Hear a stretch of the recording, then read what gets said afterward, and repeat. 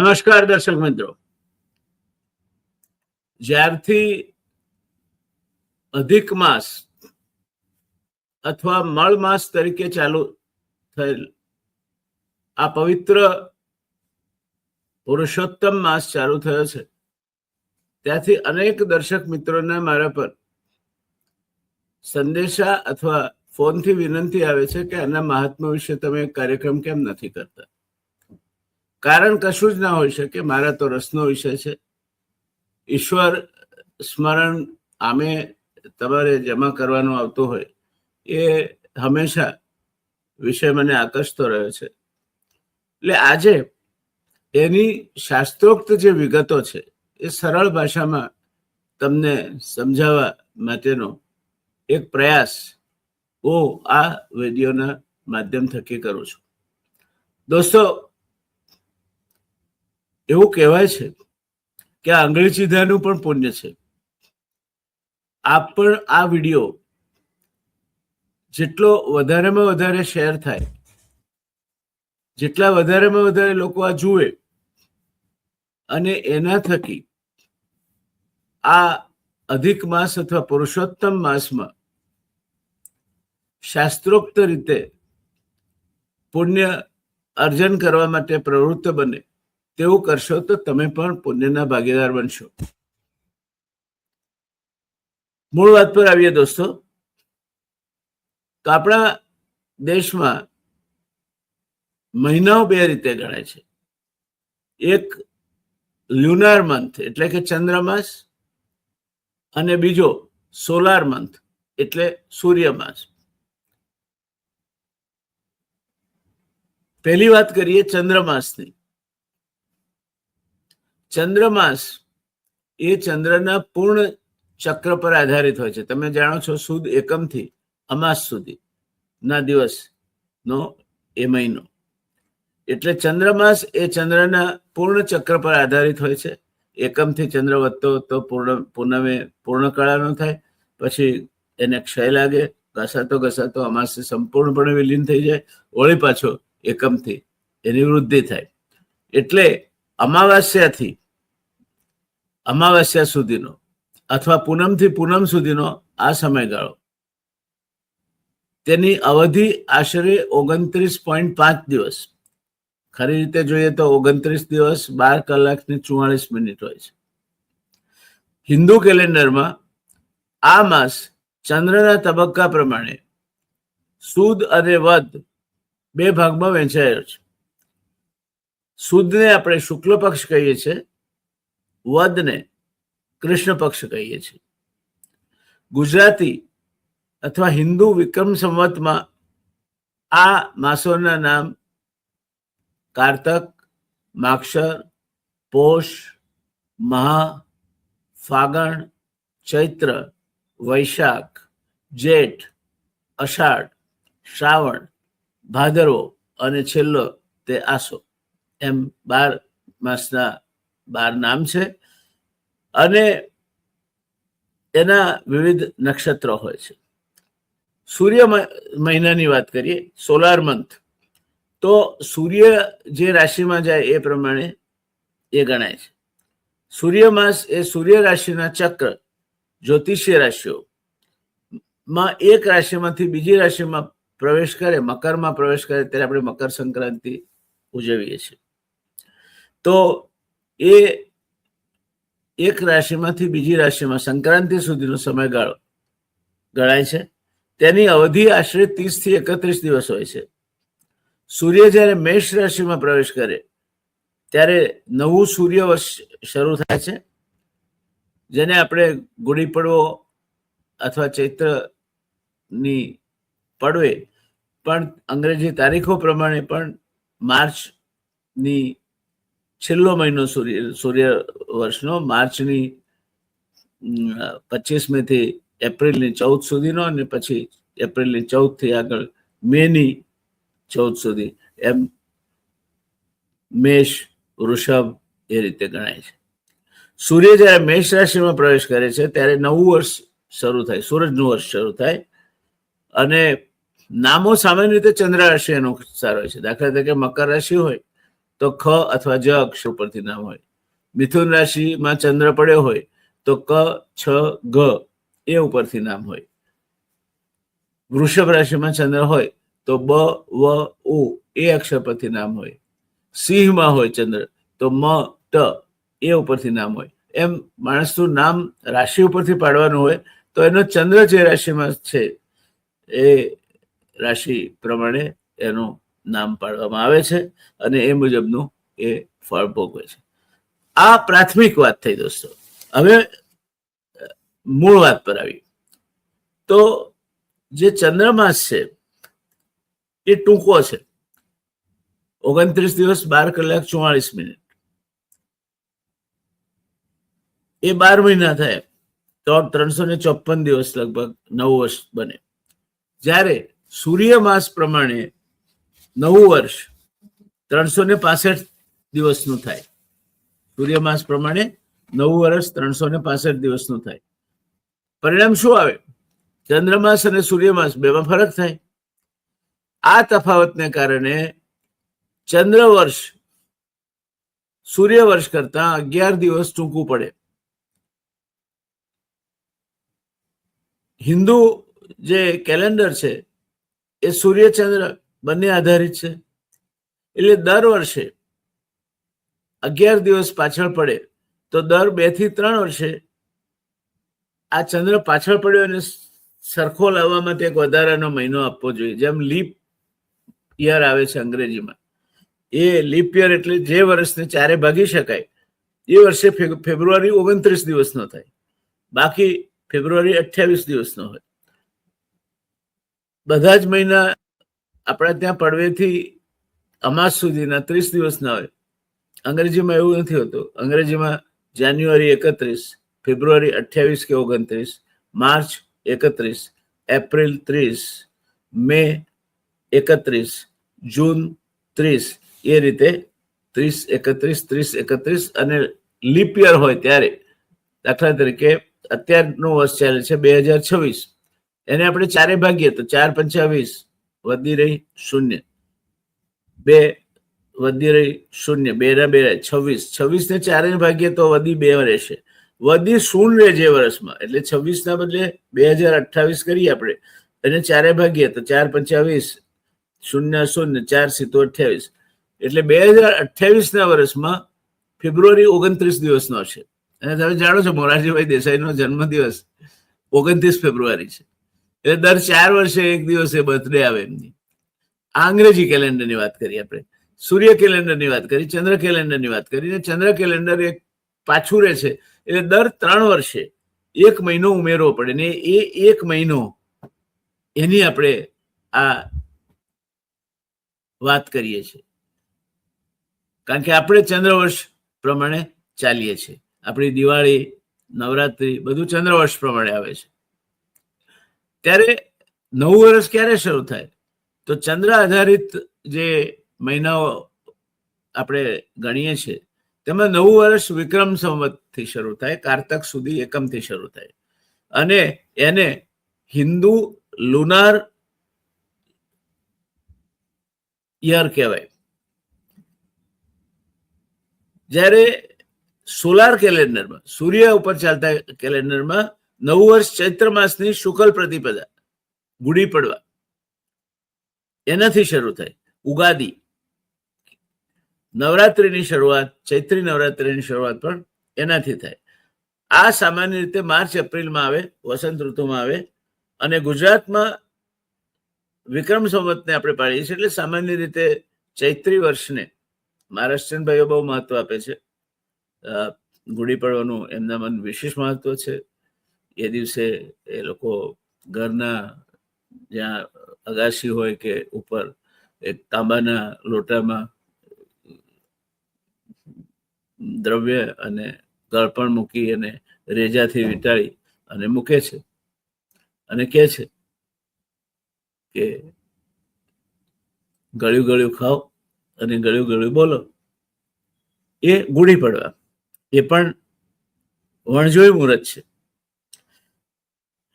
સૂર્ય આધારિત નવું વર્ષ મેષ સંક્રાંતિ કહેવાય. સૂર્ય મેષ રાશિમાં જાય, જેમ મકર સંક્રાંતિ ઉત્તરાયણમાં આવે છે એ વખતે સૂર્ય મકર રાશિમાં હોય છે, એટલે મકર સંક્રાંતિ કહીએ છીએ. 14મી જાન્યુઆરીએ મકર સંક્રાંતિ આવે. હવે કદાચ તારીખ બદલાય. સૂર્ય જે તારીખથી મકર રાશિમાં આવશે એ મકર સંક્રાંતિ કહેવાય. એપ્રિલમાં 1લી તારીખે સૂર્ય મેષ રાશિમાં આવે. 13 થી 14 એપ્રિલની આજુબાજુ, એક્ઝેક્ટ જોવું પડે, પણ 13 થી 14 એપ્રિલની આજુબાજુ સૂર્ય મેષ રાશિમાં આવે. અને અંગ્રેજી છાપામાં જે જ્યોતિષ ભવિષ્ય આવે છે એ આ સૂર્યના મહિનાઓ પરથી. મેષ એટલે ઈ, મેષ. એને એરિસ કે છે અંગ્રેજીમાં. એટલે આ કેલેન્ડરની વાત થઈ. ગુજરાતમાં મેં આપને કહ્યું તે પ્રમાણે વિક્રમ સંવતથી ચાલતું વર્ષ અને ચંદ્ર ઉપર આધારિત કેલેન્ડર વધારે પ્રખ્યાત છે. હવે પુરુષોત્તમ માસ પર આવીએ. પુરુષોત્તમ માસ અથવા અધિક માસ હિન્દુ ચંદ્ર સૂર્ય પંચાંગમાં વધારાનો મહિનો છે. આ વર્ષમાં એક વધારાનો મહિનો આવ્યો, જેઠ અધિક છે, જે લગભગ દર 3 વર્ષે આવે છે. આ માસને પુરુષોત્તમ માસ તરીકે ઓળખવામાં આવે છે. એના પાછળનું પણ એક કથા છે. એ કથા તમને જાણવામાં રસ પડશે દોસ્તો. કેમ આપણે પુરુષોત્તમ માસ કહીએ છીએ અને તો પૌરાણિક કથા અનુસાર પદ્મ પુરાણમાં ખાસ કરીને આનો ઉલ્લેખ છે. અધિક માસને શરૂઆતમાં કોઈ દેવતા સ્વીકારતા જ નતા. વધારાનો એટલે કોઈનું નહીં, એ તો વધારાનો છે, ચાલ બહાર નીકળ. એટલે એના ઉપર લેબલ લાગ્યું મલમાસ તરીકેનું. તમે પંડિતોને પૂછ્યું મલમાસ ચલ રહા હૈ. આ મલમાસ એટલે મળ એટલે ગંદકી, બધી ગંદકીનો મહિનો, આવો અર્થ થાય એનો. એટલે આ અધિક માસ દુઃખી હતો. એણે ભગવાન વિષ્ણુનું શરણું લીધું. એણે કહ્યું કે ભગવાન મારો શું વાંક? તમારા ચંદ્રના ગતિમાં વર્ષે 9 દિવસ ખૂટે અને એને બરાબર વર્ષ 12 મહિનાનું કરવા માટે તમારે દર 3 વર્ષે 1 મહિનો વધારાનો આપવો પડે. એમાં મારો કઈ વાંક ખરો? મને મળમાસનું લેબલ શું કરવા મારવાનું? ત્યારે ભગવાન વિષ્ણુને લાગ્યું કે ના, વાત તો આની વ્યાજબી છે. ત્યારથી આ મળમાસ ના બદલે આ મહિનો પુરુષોત્તમ માસ તરીકે ઓળખાય છે. પુરુષોત્તમ એટલે વિષ્ણુ, પુરુષોમાં ઉત્તમ વિષ્ણુ, વિષ્ણુના મહિના તરીકે ઓળખાય છે. અધિક માસ આપણે કહીએ છીએ, પણ એનું સાચું નામ પુરુષોત્તમ માસ છે. ભગવાન વિષ્ણુએ વરદાન આપ્યું એ વધારાના મહિનાને કે જા મારા નામથી તારું નામ. જેમ ભગવાન શ્રી કૃષ્ણે જરાસંઘની કેદમાંથી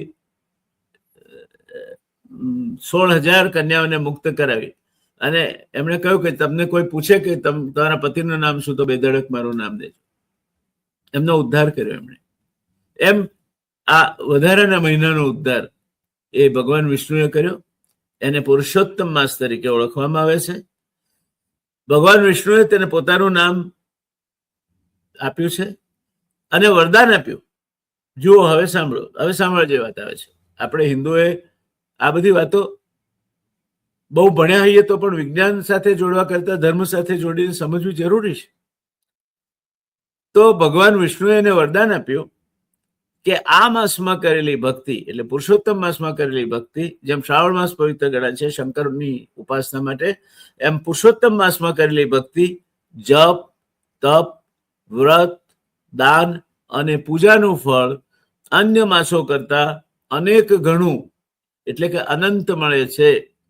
આ માસ પાપોનો નાશ કરે છે, માનસિક શાંતિ આપે છે અને આધ્યાત્મિક ઉન્નતિ માટે અત્યંત પવિત્ર માસ ગણાય છે. હવે કોને આને પુરુષોત્તમ માસ નામ આપ્યું? વિષ્ણુએ. તો ભક્તિ કોની કરવી જોઈએ? આ માસ દરમિયાન વિષ્ણુ ભક્તિ વિશેષતઃ ફળ આપે છે. અને ભગવાન વિષ્ણુ એ નિયમનો દેવ છે. બ્રહ્મા સર્જનનો દેવ છે, શંકર વિનાશનો દેવ છે. એમ ભગવાન વિષ્ણુ એ નિયમનનો દેવ છે. એ નિયમન કરે છે. ત્યારે આ ભગવાન વિષ્ણુ ની ભક્તિ કરવા માટે વિષ્ણુ સહસ્ત્ર નામ, એકાદશી વ્રત ખાસ રાખવું, ખાસ કરીને અન્ન અને વસ્ત્રદાન કરવું, પીપળાને પાણી આપવું, કારણ કે પીપળામાં નારાયણ વસે છે. સાત્વિક જીવન જીવવું, આ બધું ખૂબ ફળદાયી નીવડે છે. અને એટલે આ મહિનો એ આ બધા વ્રત, તપ અને પુણ્ય અર્જન કરવાનો મહિનો છે.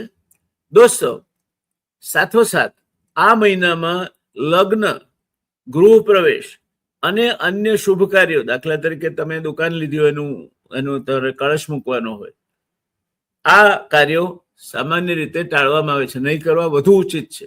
કારણ કે વધારાનો મહિનો છે. તમે પછી એને ઉજવશો કઈ રીતે? એ તો ગયો આવીને, પરિવાર બીજા કોઈ 3 વર્ષ પછી ગયા અષાઢ વધારાનો હશે, એ વળી વચ્ચે કોઈક વખત શ્રાવણ વધારાનો આવશે. તો આ મહિના દરમિયાન લગ્ન નહીં કરવા, કોઈ પણ જે મુહૂર્ત જોઈને કરવાના કાર્યો છે તે કરવા નિષિદ્ધ છે. અને સામાન્ય રીતે સાત્વિક જીવન જીવવું એ ઉત્તમ છે. એટલે તમારે નવા ઘરમાં રહેવા જવું હોય, વાસ્તુ કરવું હોય, કંઈ ખાતમુહૂર્ત કરવું હોય, નવી દુકાન લીધી હોય, એમાં ગળો મૂકવો હોય, લગ્ન કરવાનું હોય, વિવાહ કોઈનો કરવાનો હોય, આ મહિના દરમિયાન નહીં કરવાનું, યોગ્ય નથી, શાસ્ત્રોક્ત નથી. ત્યારે પ્રશ્ન એ થાય છે કે આપણે શ્રાવણમાં તો શિવની ઉપાસના કરીએ છીએ, ભગવાન ભોળાનાથને ભજીએ છીએ, તો અહીંયા વિષ્ણુ ઉપાસના કરવાની છે આપણે. આ મહિનો એ વિષ્ણુનું સર્જન છે. વિષ્ણુ ભગવાને એને તાર્યો છે. જેમ શલ્યામાંથી અહલ્યા ભગવાન રામચંદ્રજીએ બનાવી, શબરીના બોર ભગવાન રામચંદ્રજીએ ચાખ્યા, તેમ અહીંયા એક વધારાનો મહિનો, જેને બધા અપવિત્ર મહિનો ગણતા હતા, અને હજુ પણ કોઈ સારા કામ નથી થતા મહિના દરમિયાન, તો એને એને એને એને એને મહત્વ કોણે આપ્યું? વિષ્ણુ ભગવાને. એટલે પુરુષોત્તમ માસ એ ભગવાન વિષ્ણુનો પ્રિય માસ છે. મંગલમ ભગવાન વિષ્ણુ મંગલસ્ય ગરુડધ્વજ મંગલમ પુંડરીકાક્ષ મંગલાય સ્તનો સર્વ માંગલ માંગલ્ય શિવે સર્વાર્થ સાધ્યકે શરણ્યત્રમ મકે ગૌરી નારાયણી. ભગવાન વિષ્ણુ અને મા નારાયણી ની આ સ્તુતિ છે. તો પુરુષોત્તમ માસ ભગવાન વિષ્ણુનો પ્રિય માસ છે.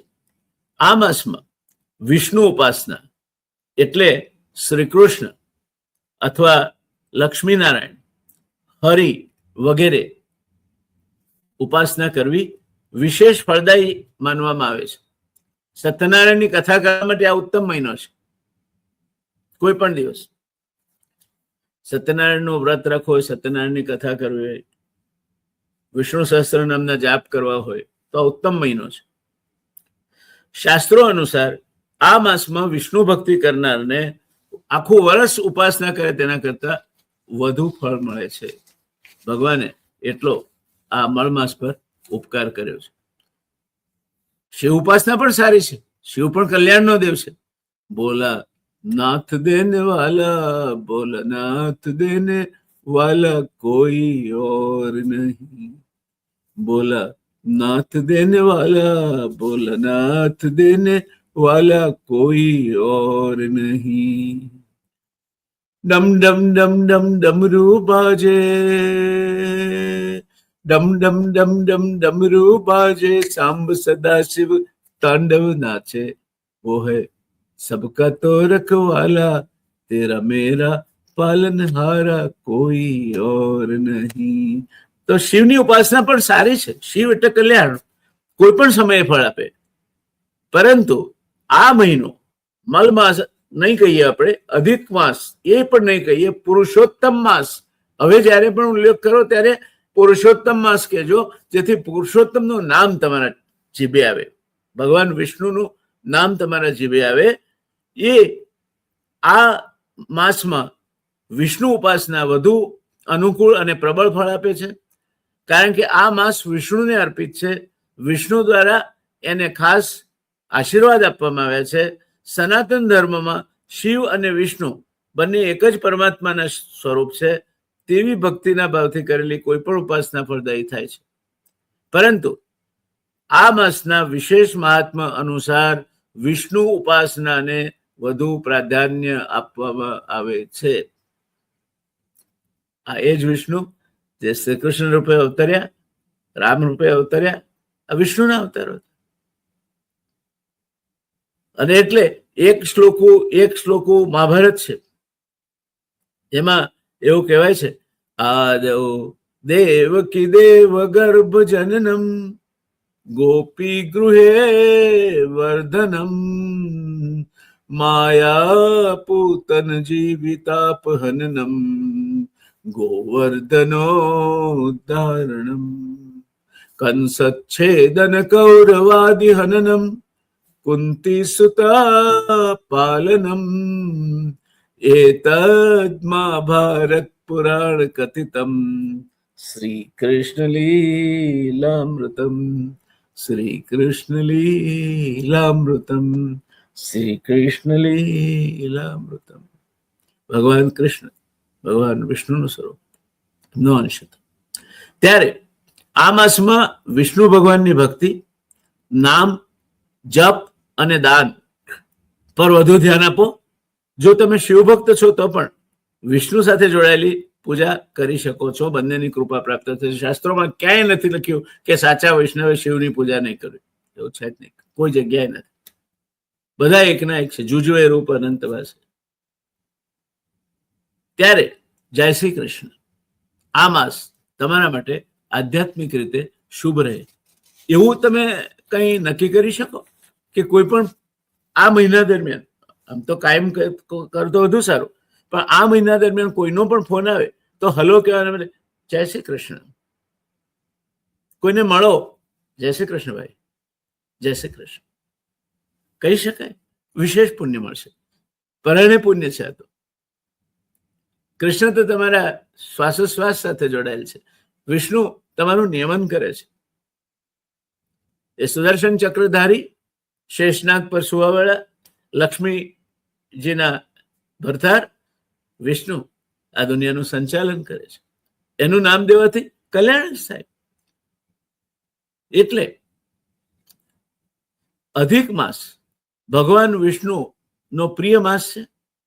આ માસમાં કરેલા વ્રત, જપ, પૂજા અને દાનનું ફળ અન્ય માસ કરતા અનેક ગણું મળે છે.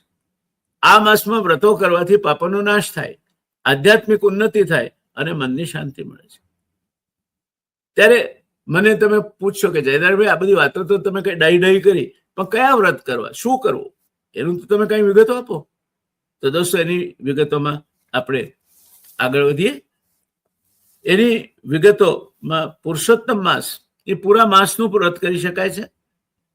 આ માસના પૂરા સમયગાળા દરમિયાન વિષ્ણુ ભક્તિમાં લીન રહીને વ્રત રાખવું. કઈ ના આવડે, જય શ્રી કૃષ્ણ, જય શ્રી કૃષ્ણ, ઓમ નમો ભગવતે વાસુદેવાય નમઃ, ઓમ નમો ભગવતે વાસુદેવાય નમઃ, શ્રી કૃષ્ણ ગોવિંદ હરે મુરારે, હે નાથ નારાયણમ વાસુદેવ.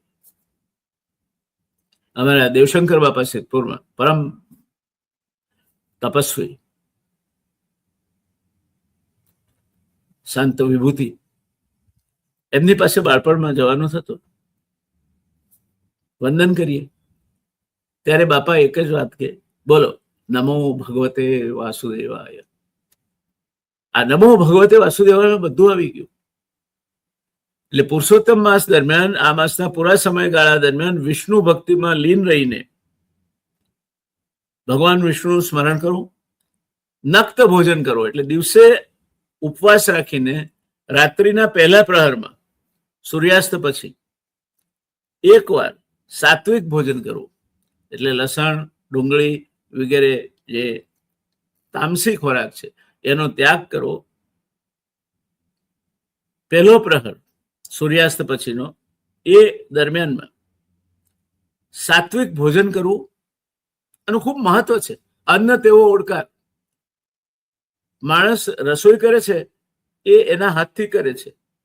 માણસના એવું હવે તો વૈજ્ઞાનિક રીતે પુરવાર થયેલું છે કે માણસમાંથી એની ઓજસ આ આંગળાઓના ટેરવાથી અને પગના આંગળાઓના અને અંગૂઠાના ટેરવાથી વહેતી હોય છે. કોઈ સાચા યોગી પુરુષના અંગૂઠાને તમે સ્પર્શ કરો તો ઝાટકો લાગશે. એટલે અન્ન તેવો ઓડકાર, ભોજન સાદું લેવું, પણ મહેરબાની કરીને આ ફરાળ વાળા રસ્તે નહીં ચડતા, નહીં તો તમે તમારી તબિયત બગાડશો. બટાકાની તળેલી કાતરી, બટાકાનો કેવડો, બફળા વગેરે વગેરે, રાજગરાનો શીરો, સિંગોડાનો લોટમાંથી બનતી વિવિધ પ્રકારના વ્યંજનો, આવું નહીં કરો. દિવસ દરમિયાન એ ખાવાનું અને પછી રાત્રે ધરાઈને આપણે તાપડવાનું નહીં. આખો દિવસ માત્ર ઉકાળેલા પાણી પર રહેવાનું. એ ઉકાળેલા પાણીમાં પાણી ઉકાળતી વખતે તમે તુલસી નાખી દો બે પાંદડા, વધારે સારું. આખો દિવસ પીવો. સૂર્યાસ્ત થાય પછીના પહેલા પ્રહારમાં તમે જમી લો, સાત્વિક ભોજન લો, સાદું ભોજન લો અને હરિસ્મરણ કરો. નક્ત ભોજન એને કહેવાય. એકાદશી એક ભુક્ત, કાં તો દિવસમાં એક જ વાર ભોજન લે એક ભુક્ત કહેવાય, અને એકાદશીનો ઉપવાસ થાય. પણ આપણે ઉપવાસ કરીએ છીએ એ તો અદ્ભુત હોય છે. આપણે જેટલી કેલરી ખાતા હોઈએ એના કરતા અનેક ગણી વધારે કેલરી એકાદશીના દિવસે ઝાપટી જઈએ છીએ. રાજગરાનો શીરો પણ હોય, સાબુદાણાની ખીચડી પણ હોય, બફવડા પણ હોય, બટાકાની કાતરી પણ હોય, જાળીવાળી કાતરી હોય, સિંગોડાના લોટનો શીરો હોય, જાત જાતની વસ્તુ, પેલા સિંગોડા ને બટાકાના લોટ ભેગા કરીને એના પોતૈયા હોય, રાજગરાના પોતૈયા હોય, પૂરી હોય. બધું ઉપવાસમાં જે ખાઈએ છે ને એ તો આપણે સામાન્ય દિવસોમાં નથી ખાતા, એટલું ભારે હોય છે. એવું નહીં. એકાદશી કરો તો ભક્તિથી કરો. તમે એકાદશી કરો તો પણ મારી સલાહ એવી છે કે પાણી સવારમાં ઉકાળી લેવું, તુલસી પત્ર નાખીને ઉકાળવું, અને એ તાંબાના પાત્રમાં ભરી રાખેલું પાણી આખો દિવસ પીવામાં વાપરવું. સાંજે સૂર્યાસ્ત થાય પછી પૂજા, સંધ્યા, દીવા આરતી કરીને જમી લેવું. આયાચિત ભોજન એટલે અકસ્માત કોઈના ઘેર જઈ ચડી અને એ તમને કે જમવા જ બેસતા, તમે આવો ચાલો બેસી જાઓ, તો જમી લેવું. અનાજનો અનાદર નહીં કરો. આમંત્રણ વગર તમને જે ભોજન મળી રહ્યું છે, કોઈ આમંત્રણ નહોતું, તમે અનાયાસ જઈ ચડ્યા છો. અધિક મહિનો છે, ભાવિક કુટુંબ છે, આખું કુટુંબ જમવા બેસી રહ્યું છે, તમે કહે છે આવી જાઓ ને, તો પ્રસાદનો અનાદર નહીં કરવો. આ પણ એક પુણ્યનું કામ છે. નબળા વ્યક્તિ શારીરિક રીતે સક્ષમ ના હોય તો આખો મહિનો ના કરી શકાય, તો ઓછામાં ઓછા 3 દિવસ અથવા કઈ નહીં તો 1 દિવસ પણ આ વ્રત કરે તો ભગવાન એને માન્ય રાખે છે. ભગવાન કમલદળ પર વિરાજમાન છે, શંખ, ચક્ર, ગદા, પદ્મ ધારણ કર્યા છે. એવું દિવ્ય સ્વરૂપ તમે અત્યારે મારા સ્ક્રીન પર જોઈ શકો છો. એ જ દિવ્ય સ્વરૂપ શેષનાગ પર ભગવાન વિરાજમાન હોય, લક્ષ્મીજી એમની સેવા કરતા હોય, કમલદળમાં લક્ષ્મીજી સ્થાપિત હોય, એ દ્રશ્ય પણ તમે જોઈ શકો છો. એકાદશી વ્રત ની વાત કરવી છે. આ માસમાં આવતી બંને એકાદશી એટલે અજવાળિયામાં અને અંધારિયામાં, સુદ 11 અને વદ 11 વિશેષ ફળદાયી છે. નિર્જળ અથવા ફળાહાર કરીને વિષ્ણુની પૂજા કરવી ઉત્તમ રહે. નિર્જળા થઈ શકતી હોય તો અતિ ઉત્તમ. કમસે કમ દિવસ દરમિયાન તુલસી દળવાળું ઉકાળેલું પાણી પીને ને રાત્રે થોડું ઘણું હળવું ફરાળ કરીને તમે એકાદશી કરી શકો. એક ભુક્ત પણ કરી શકો, આખો મહિનો એકવાર જમી શકો, એ ઉત્તમ વસ્તુ છે. સત્યનારાયણ વ્રત, આ માસમાં સત્યનારાયણ ભગવાનની કથા વાંચવી અથવા સાંભળવી અત્યંત શુભ છે. વગર કઈ આવેલી આ તક છે. એટલે સત્યનારાયણની કથા કરાવવાની બાકી રહી ગઈ હોય, કઈ મનમાં ધારણા કરી હોય, સંકલ્પ કર્યો તો આ મહિનામાં કરાવી નાખો. કોઈના ત્યાં સત્યનારાયણની કથા ચાલતી હોય, નિમંત્રણ હોય કે ના હોય, જઈને પાછળ બેસી જાઓ, સાંભળો. સત્યનારાયણની કથા સાંભળવાનું અને સત્યનારાયણની કથાનું પારાયણ કરાવવાનું આ મહિનામાં અદ્ભુત મહત્વ છે.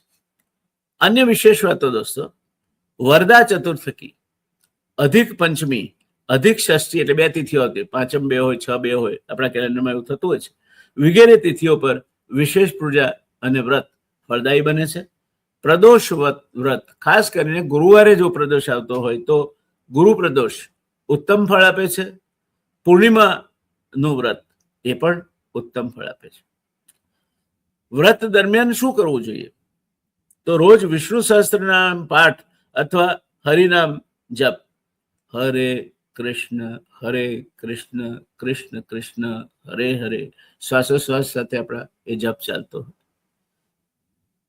તો રોજ વિષ્ણુ સહસ્ત્રનામનો પાઠ તમને મોઢે નહીં આવડતો હોય, કઈ વાંધો નહીં, તમારા મોબાઈલમાં તમે ડાઉનલોડ કરી શકો. શુભલક્ષ્મીનો વિષ્ણુ સહસ્ત્રનામનો પાઠ બહુ જ સુંદર છે, તમે ડાઉનલોડ કરી શકો. રાત્રે સૂતી વખતે નિયમ રાખો, વિષ્ણુ સહસ્ત્રનામનો પાઠ સાંભળીને જ સૂઈશું. માત્ર આ મહિના પૂરતો નહીં, કાયમી ધોરણે તમે ઉત્તમ ફળ મળશે. સાત્વિક આહાર ખાઓ. મહેરબાની કરીને આ મહિના દરમિયાન બહાર ખાવાનું ટાળો. અને જે હોટલોમાં માંસાહારી ને શાકાહારી બંને ભોજન પીરસાતા હોય, કમસે કમ આ મહિના પૂરતું બહાર ના જમશો. કારણ કે તમને ખબર નથી એના રસોડામાં કયો ચમચો એને શેમાં હલાવવા વાપર્યો છે. તમારે વ્રત છે, એને નથી. તો 1 મહિનો આપણે હોટલમાં ના ખાઈએ અથવા લારીઓ ઉપર ના ખાઈએ તો મરી જવાય છે? ના, ઉલટાનું સ્વાસ્થ્ય માટે સારું છે. અન્નદાન, વસ્ત્રદાન, દીપદાન જે થઈ શકે તે કરવું. ભોજન વખતે મૌન રાખવું, હરિસ્મરણ મનમાં કરતા રહેવું. ભગવદ્ ગીતા અથવા ભાગવત પુરાણનું વાંચન કરવું. આ માસ દરમિયાન ભગવદ્ ગીતાનું વાંચન અથવા ભાગવત પુરાણનું વાંચન ઉત્તમ ફળ આપે છે. ભાગવત પુરાણ તો તમે જાણો છો ને, સુખદેવજીએ રાજા પરીક્ષિતને જીવનના રહસ્ય સમજાવતું મોક્ષ માર્ગી જે ઉપદેશ આપેલો તે ભાગવત પુરાણ. અને ગીતા ભગવાન શ્રી કૃષ્ણ એમના પરમ સખા અને ભક્ત અર્જુનને કુરુક્ષેત્રના મેદાન પર ઉપદેશી અને એને જ્ઞાન આપ્યું હતું.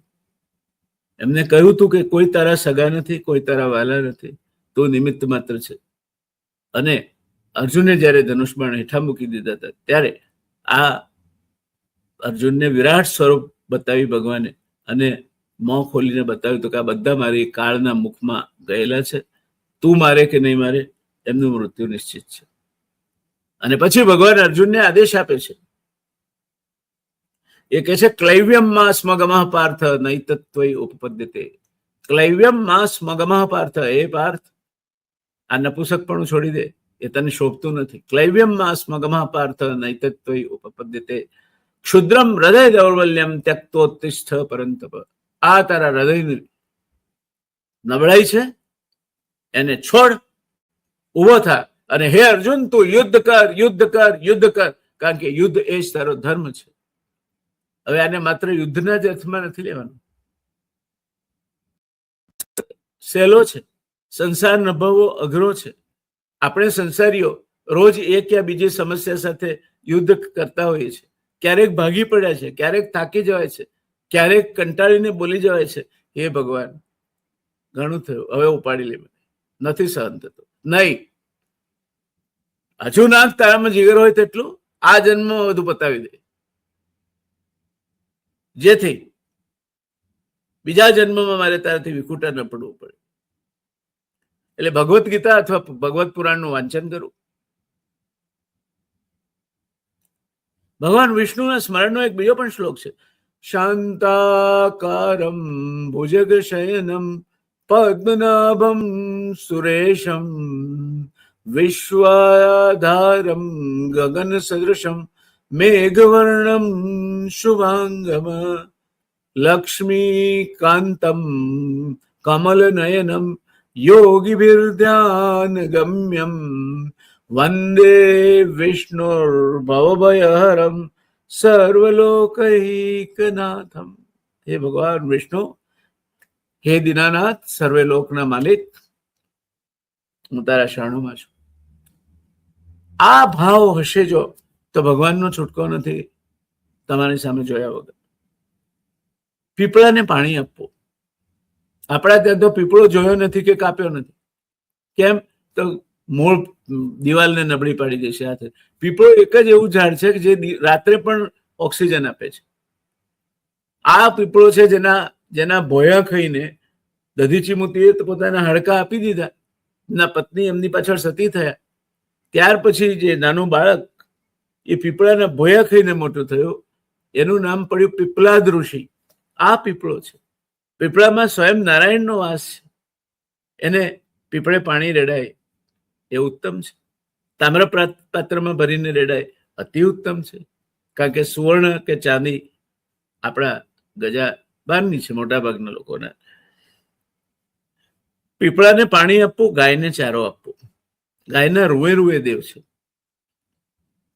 વૈતરણી ના તરવું હોય તો ગાયનું પૂંછડું પકડીએ તો તરી જવાય. તો આપણે જોયું નથી.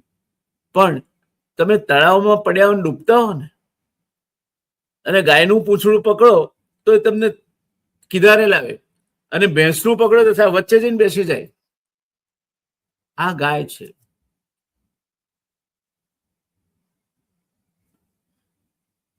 મેં અગાઉ પણ કહ્યું કે આ મહિનામાં લગ્ન, ગૃહ પ્રવેશ, મુંડન એટલે બાબરી, ખાતમુહૂર્ત, નવું કોઈ ધંધાની શરૂઆત વગેરે શુભ કાર્યો ટાળવા જોઈએ અને માત્ર ભક્તિ, વ્રત અને દાન પર ધ્યાન કેન્દ્રિત કરવું જોઈએ. પુરુષોત્તમ માસ ભગવાન વિષ્ણુને સમર્પિત છે. આ માસમાં કરેલું દાન અન્ય માસો કરતા અનેક ગણું અક્ષય અને અનંત ફળ આપે છે. શાસ્ત્રો અનુસાર આ માસમાં દાન પુણ્યથી પાપોનો નાશ થાય છે, સુખ સમૃદ્ધિ વધે છે અને મોક્ષનો માર્ગ પ્રસ્તુત થાય છે. દાન નિસ્વાર્થ અથવા નિષ્કામ ભાવે કરવું જોઈએ અને એમાં તમારા મગજમાં હું દાન આપું છું અભિમાન પણ નહીં હોય. કારણ જયારે કોઈને દાન આપતો ત્યારે એના નજર નીચી ઢળેલી રહેતી. ઈશ્વરે આપ્યું છે, તમે કોઈને આપો છો, અભિમાનથી નહીં આપવાનું, તકતીઓ ના ચોંટાડવાની. આ માસમાં કયા વિશેષ ફળદાયી દાન ગણી શકાય? તો પેલું અન્નદાન છે. ભૂખ્યાઓને ભોજન આપો, અનાજ, ચોખા, ઘી વગેરેનું દાન આપો. આ માસમાં અન્નદાન સર્વોચ્ચ દાન માનવામાં આવે છે, ખાસ કરીને જ્યેષ્ઠ અધિક માસમાં અત્યારે ચાલે છે. વસ્ત્રદાન, ગરીબોને કપડા, ધોતી, સાડી વગેરે આપવા આજીવિકા અને સન્માન વધારે છે. દીપદાન, મંદિરમાં અથવા પવિત્ર સ્થળે રોજ દીવો પ્રગટાવો અથવા એ માટે ઘી અથવા તેલનું દાન કરવું એ ધન, વૈભવ અને જ્ઞાનની વૃદ્ધિ કરે છે.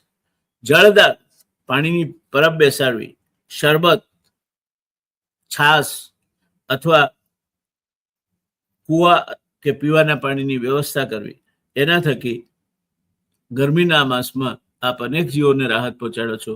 એ અત્યંત શુભ છે. 33 માલપુઆ કાંસાના વાસણમાં રાખીને બ્રાહ્મણને અથવા જરૂરિયાતમંદને, જો બ્રાહ્મણ કોઈ કોમ નથી, એક વસ્તુ સમજી લો. તમે એમ નહીં માનતા કે બ્રાહ્મણ માટે કોઈ કોમ છે. શાસ્ત્રો એવું કે છે કે જન્મના જાયતે શુદ્ર, જન્મથી દરેક માણસ શુદ્ર છે. કર્માત દ્વિજમુચ્યતે, કર્મથી જ એ દ્વિજત્વને પામે છે. વાલીઓ લૂંટારો હતો, લોકોને લૂંટતો હતો, પણ રામ રામ રામ નો માર્ગ પકડાયો અને વાલ્મીકી ઋષિ બન્યો. વિશ્વામિત્ર રાજર્ષિ કહેવાતા.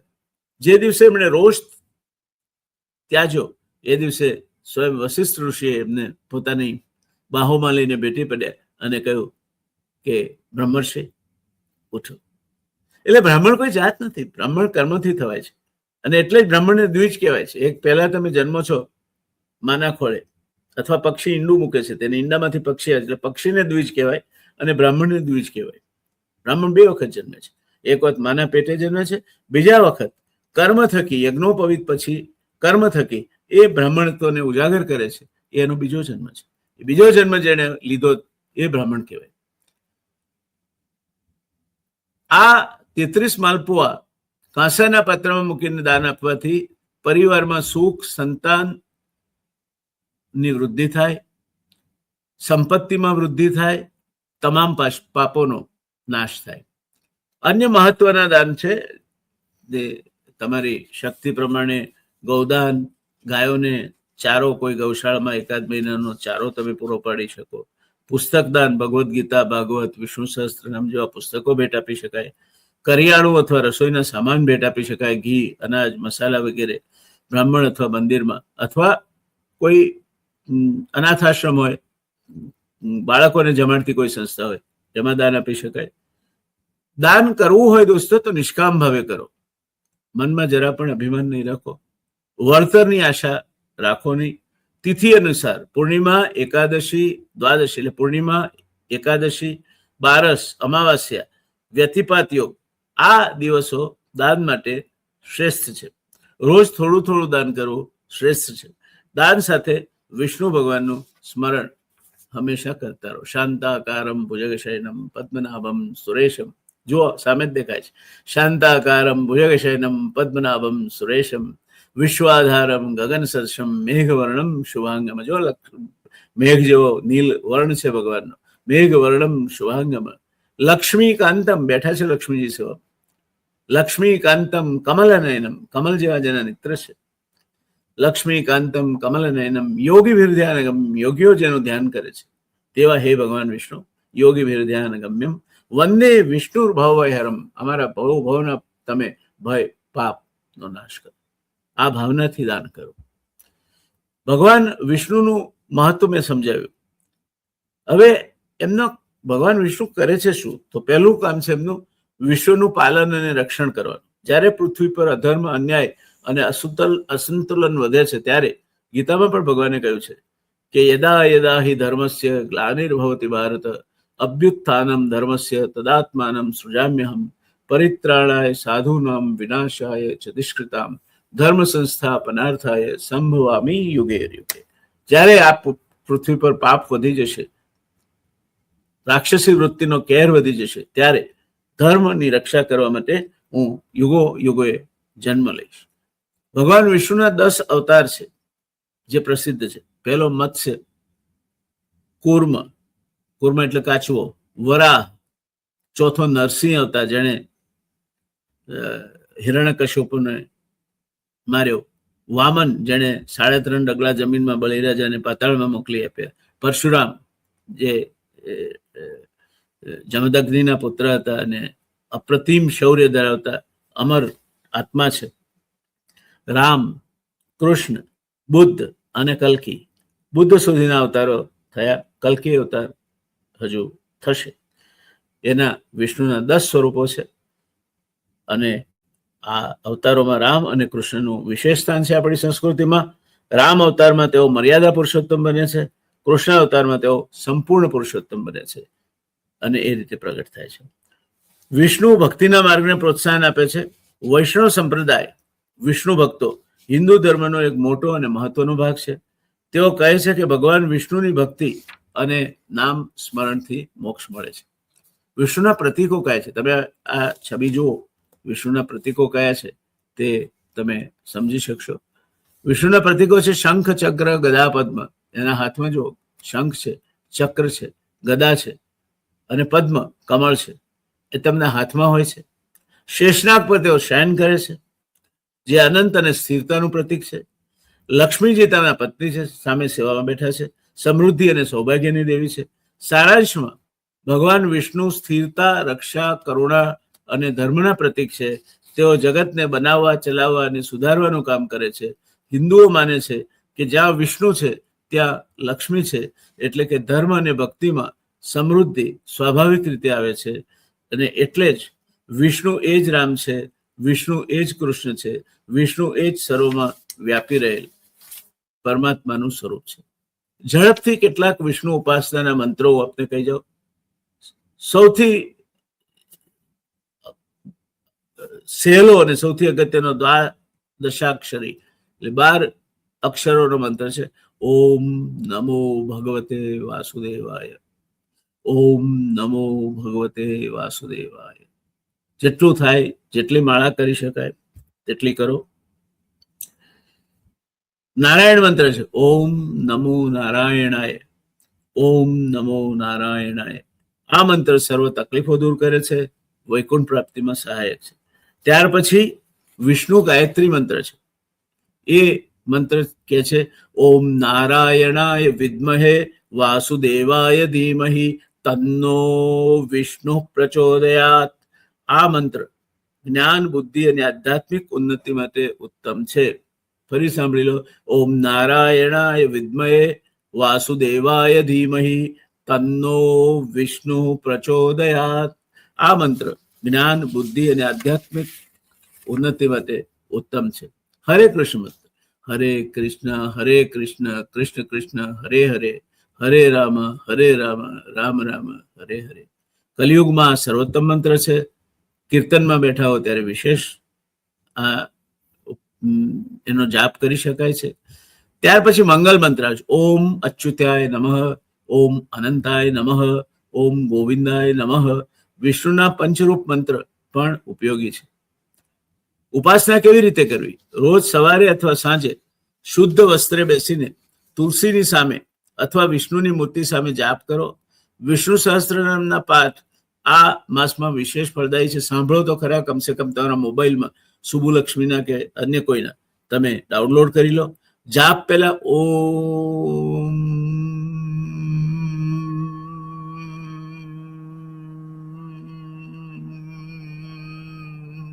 ઓમકારનો જાપ કરો. 108 માળા કરી શકો. સર્વશ્રેષ્ઠ છે. સાત્વિક જીવન, નિર્જળ અને ફળાહાર, વ્રત અને દાન સાથે જાપ કરો તો ફળ અનેક ગણું વધારે મળે છે. મંત્ર જાપ ધીમે ધીમે અને સ્પષ્ટ ઉચ્ચારણ સાથે કરો. મન વિચલિત થાય તો પણ ચાલુ રાખો. ભગવાન હૃદય જુએ છે, મન નહીં. દોસ્તો, આ હતું અધિક માસનું એટલે કે પુરુષોત્તમ માસનું મહત્વ. એમાં જે દાન, પુણ્ય, ધર્મ કરવા જોઈએ તે એના ફળ મેં આપને વિગતવાર સમજાવ્યા છે. આશા રાખો આ મહિનામાં આપ આનો મહત્તમ ફાયદો ઉઠાવશો. એક પુણ્યનું કામ કરજો. જેટલા આપણા બિલીવર્સ જેને કહેવાય, શ્રદ્ધાળુ ભાઈઓ, હિન્દુ સનાતન ધર્મમાં શ્રદ્ધા ધરાવતા ભાઈઓ છે, એ બધાને આ જાણકારી નથી હોતી અને નવી પેઢીની તો ખાસ નથી હોતી. તો આ વિગતવાર મેં જે તૈયાર કરી છે વિગતો, સાવ સરળ ભાષામાં તૈયાર કરી છે. જેટલા વધારે લોકો સુધી વહેંચાય તે વહેંચવાનું આપ પુણ્ય લેજો અને પુણ્યમાં સહભાગી થશો. એ પણ પુણ્ય કરશે, એમાં તમને ભાગ મળશે એવી તમે અપેક્ષા ના રાખો. અપેક્ષા સાથે કરેલું કોઈ પણ દાન, કોઈ પણ કર્મ શ્રેષ્ઠ કર્મ નથી હોતું. માટે ભગવાન વિષ્ણુ આપ સૌનું રક્ષણ કરે. ઓમ નમો ભગવતે વાસુદેવાય નમઃ. આપને સૌને ભગવાન શ્રેષ્ઠ સ્વાસ્થ્ય, બુદ્ધિ, ધન, સંતતિ અને સંસારના સર્વે સુખો આપે એ ભાવના સાથે ઓમ નારાયણાય વિદ્મહે વાસુદેવાય ધીમહિ તન્નો વિષ્ણુ પ્રચોદયાત. ઓમ નારાયણાય વિદ્મહે વાસુદેવાય ધીમહિ તન્નો વિષ્ણુ પ્રચોદયાત. શાંતાકારમ ભુજગશયનમ પદ્મનાભમ સુરેશમ વિશ્વાધારમ ગગન સદૃશમ મેઘવર્ણમ શુભાંગમ લક્ષ્મીકાંતમ કમલનયનમ યોગીભિર્ધ્યાન ગમ્યમ વંદે વિષ્ણુર્ભવભયહરમ સર્વલોકૈકનાથમ. આપ સૌને અધિક મહિનો એટલે કે પુરુષોત્તમ માસ શ્રેષ્ઠ ફળની પ્રાપ્તિ કરાવનારો, પ્રભુ ભક્તિમાં લીન કરાવનારો, શ્રેષ્ઠ ફળ આપનારો બની રહે એવી ભગવાન વિષ્ણુના ચરણોમાં પ્રાર્થના સાથે ઓમ નમો ભગવતે વાસુદેવાય.